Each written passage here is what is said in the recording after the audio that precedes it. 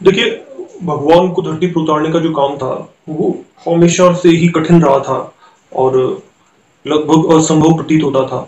तो लिखा हुआ है उसके लिए, मानव जाति की वर्तमान उपलब्धियों में से कोई भी, चाहे वो कितनी भी महान क्यों न हो, हमारे लिए अनुकरण करने योग्य आदर्श नहीं बन सकती।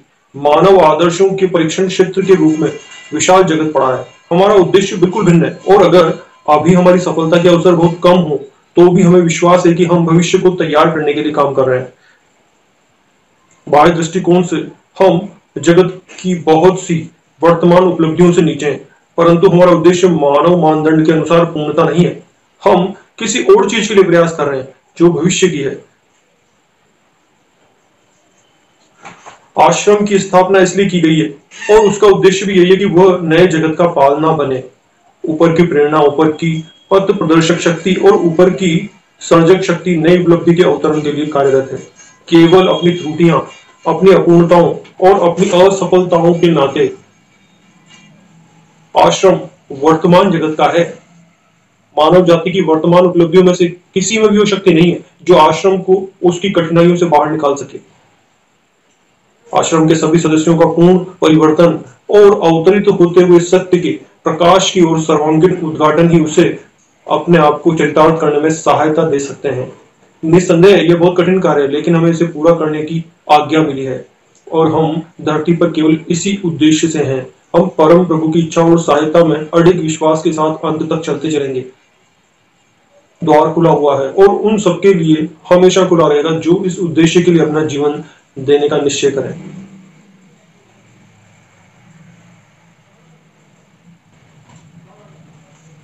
यहाँ कोई ऐसी चीज है जो बाहरी दिखाओं से बहुत ज्यादा अच्छी है। हृदय और आत्मा में ऊष्मा भरे प्राणदायी सूर्य जैसी है। ठीक पहचाना तुमने।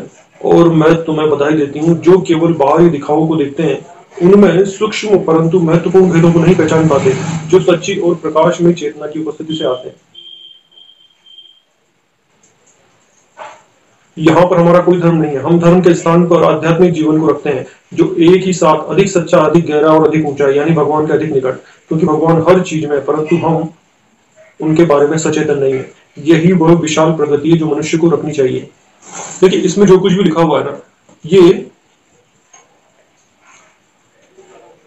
एक सामूहिक जो प्रयास है सारी मानव जाति के लिए, किसी एक व्यक्ति की बात नहीं है। सभी धर्मों के लोग, हिंदू, मुस्लिम, सिख, ईसाई, पारसी, यहूदी या और भी जितने भी धर्म हैं, यहाँ पर रिलीजन जितने भी हैं, वो सभी को मानने वाले लोगों को एक ही नियम लागू होते हैं सभी के ऊपर आध्यात्मिक जगत में, और कोई भेद नहीं है। आपने देखा होगा मेरी आध्यात्मिक अनुभूतियां जब मैंने आपको बताई थी, तो उसमें हिंदू, मुस्लिम, सिख, ईसाई का कोई भेद नहीं था। हर प्रकार के धर्मों को, रिलीजन्स को मानने वाले लोगों को मैंने अपनी आध्यात्मिक अनुभूतियों में देखा था। और मुझसे इस प्रकार का प्रश्न भी पूछा गया था कि जो कल के अवतार है वो हिंदू है, मुस्लिम है, सिख है या ईसाई है। और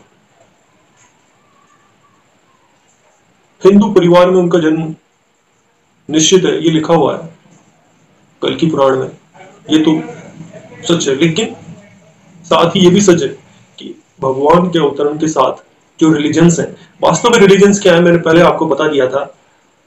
अलग अलग गुरु हैं, जैसे ईसा मसीह एक गुरु हैं, तो उनके मानने वाले जो लोग हैं, उनके शिष्य हैं, उनको हम ईसाई कहते हैं। मोहम्मद साहब को मानने वाले जो लोग हैं उनको मुस्लिम कहते हैं, और बुद्ध को मानने वालों को हम बौद्ध कहते हैं।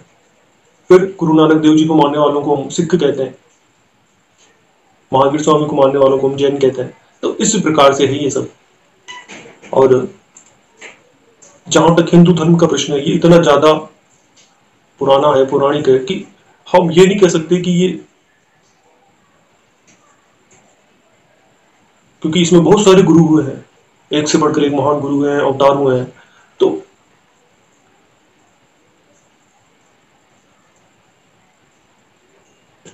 वहां पर जब आश्रम की स्थापना की गई पांडिचेरी में, तो वहां पर जो आधार था वो धर्म को नहीं रखा गया, वहां पर मानवता को माना गया और सभी धर्मों को समान आदर दिया गया। तो अब वहां पर उन्होंने कहा कि वो जो काम कर रहे हैं उसकी जो उपलब्धियां हैं, वो वर्तमान जगत की जो उपलब्धियां हैं उनसे, उनमें ऐसी कुछ भी नहीं है जो वहां की जो परेशानियां उनको दूर कर सके। क्योंकि संसार की जो सभी बातें हैं, चाहे वो आर्थिक ही क्यों ना हो, बाकी सब तो है ही, सामाजिक और बौद्धिक और स्वास्थ्य से संबंधित हर प्रकार की जो बातें हैं, हर प्रकार की जो समस्याएं हैं, सभी का जो जड़ें हैं वो अध्यात्म जगत में है। और अध्यात्म जगत के अनुसार ये सारा संसार संचालित है। इस सत्य को वो जानते थे, इसलिए ये लिखा हुआ था इसमें कि वर्तमान जगत में ऐसा कुछ भी नहीं जो यहाँ की परिस्थितियों को बदल सके। केवल जो परिवर्तन, क्योंकि बहुत धीमा है, ये एकदम से नहीं होता है, धीरे धीरे धीमा परिवर्तन है, धीरे धीरे करके धरती पर उतर रहा था, लोगों में उतर रहा था, और गुरुओं के माध्यम से मानव जाति का जो छोटा सा हिस्सा वहां पर रहता था उसमें ये फैल रहा था। फिर उनके जो शिष्य दूर दूर तक रहते थे उनमें भी ये जा रहा था, वो चेतना। तो ये एक आध्यात्मिक प्रयोग था, सामूहिक प्रयोग। और उसके लिए वहां लिखा हुआ है कि वर्तमान जो परिस्थितियां हैं वो तभी बदलेंगी जब वो चेतना बदलेगी, और एक नई चेतना की पृथ्वी पर आने की लिए लाने के लिए वो कार्य कर रहे थे। और ये बात केवल आश्रम के लिए ही सत्य नहीं है, ये वर्तमान जगत के लिए भी बिल्कुल सत्य है। आपने देखा होगा कि लगातार इस प्रकार की परिस्थितियां चल रही हैं अभी पूरे संसार में, और उनको इतना धन, इतनी शक्ति, इतना सामर्थ्य होने के बाद भी सारे संसार की शक्तियां मिलकर भी कंट्रोल नहीं कर पा रही हैं। एक छोटी सी समस्या आती है, वो पूरे संसार पर अपना कब्जा कर लेती और उससे निपटना मुश्किल हो जाता है। तो ये सब बातें हमको ये बताती हैं कि भगवान जो है वो, अभी हम कितने असमर्थ हैं। ये जो सारा संसार है, सारी मानव जाति है, वो भगवान के सामने कितनी असहाय है। और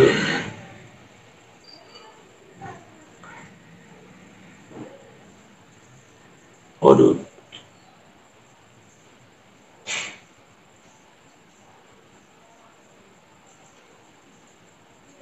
भगवान का काम करने का तरीका अत्यंत जटिल है, किसी भी नियम में नहीं बनता है, कोई फॉर्मूला हम नहीं बना सकते। जितना समझा दिया गया, जितना लिख दिया गया, उतना हम कोशिश कर सकते हैं समझने की। और क्योंकि भगवान जो है किसी भी समस्या को एक सामूहिक रूप में देखते हैं, और वो देखते हैं कि अगर इस प्रकार से किया गया तो फिर बाकी के जो बातें हैं उन पर क्या प्रभाव पड़ेगा। और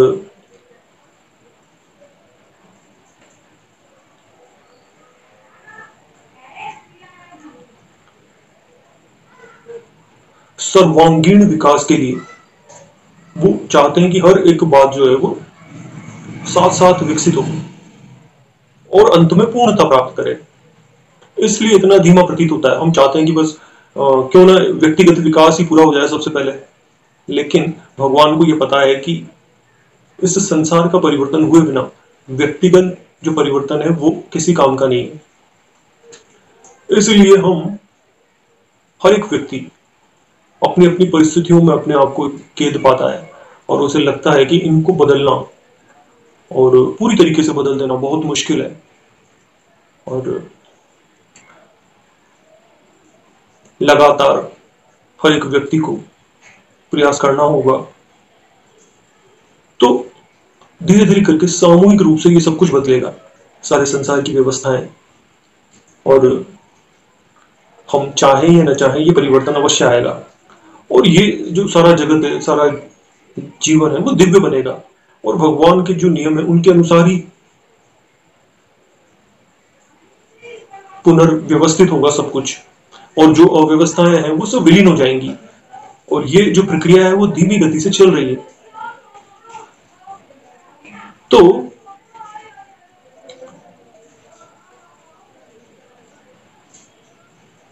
इसी के लिए इस पुस्तक में ये बातें लिखी हुई थी। और अभी के लिए इतना ही, धन्यवाद।